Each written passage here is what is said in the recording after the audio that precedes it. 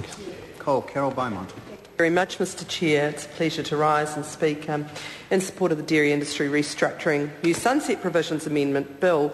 And before I just start talking about the substantive provisions in clauses 147 to 149, let me just say, in response to comments made by the member opposite, Shane Ardern, about the lack of empathy and interest in the dairy industry on this side of the House, you couldn't be further from the truth. And both Jacinda Ardern and myself took real umbrage at that. We're both rural girls.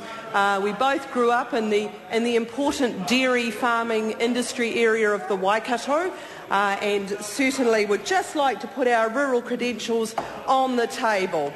Jacinda, as is well known, was from that important place, Morrinsville, and myself, I grew up in a place called Ohaupo, which is a very important dairy farming area.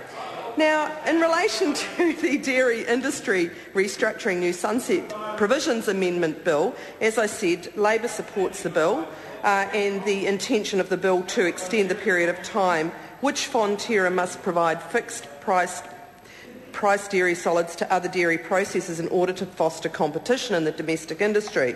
And certainly, I'm sure all across the House we would see the desire to have a competitive and healthy domestic dairy processing market so consumers have low prices and good choice when it comes to dairy products. A matter, of course, subject at the moment to much scrutiny because, in fact, consumers currently do not have access to high-quality products at affordable prices. And this has become an item of major concern for New Zealanders as we live in a country producing dairy products. It's one of our main exports. And getting on to clauses 147 to 149, Mr Chair, which are, of course, the main substantive part of the bill.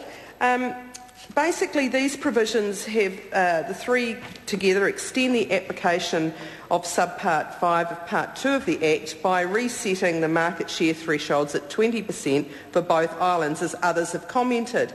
And once these targets are met, this triggers the sunset clause, the provision which obliges Fonterra to supply milk to independent processors. At that point, the Minister must then sign a certificate which is published in the Gazette and notifies that the market share threshold has been met.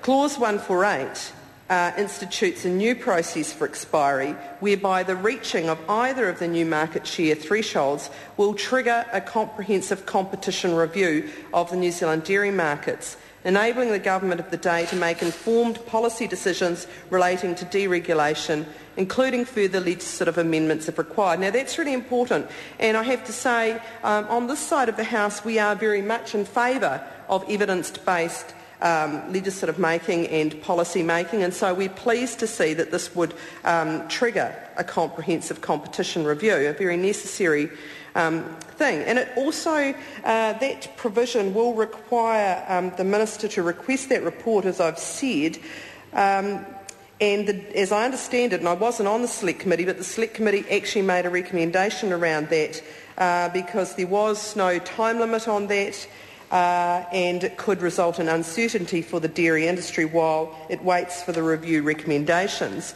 So I think that's actually been dealt with as part of this. And certainly the Minister, once a decision has been made after that comprehensive review, then has to signal the government's policy direction within 90 days of receiving the report, again providing some certainty for the industry, which is an important thing. Now, going back to the point I was making earlier on, it is of considerable concern on this side of the House that the price of milk and other dairy products has skyrocketed under National, and this bill, of course, will do little to change that. And I thought a quote from the Chief Executive of Manaia Health was quite telling, really, and in February of this year, Chris Farrelly said, "The cost of cereal and milk means 55,000 children go without breakfast every day." Now, I'm aware in relation to this bill that, of course, there was in the end some decision made to look at pricing of dairy products, but of course the timing of that means that this bill is going through now prior to that being known, the outcome of that being known. Now, it seems over here that it would have been logical to have actually had that inform this bill and perhaps even make some relevant changes as a consequence of that review?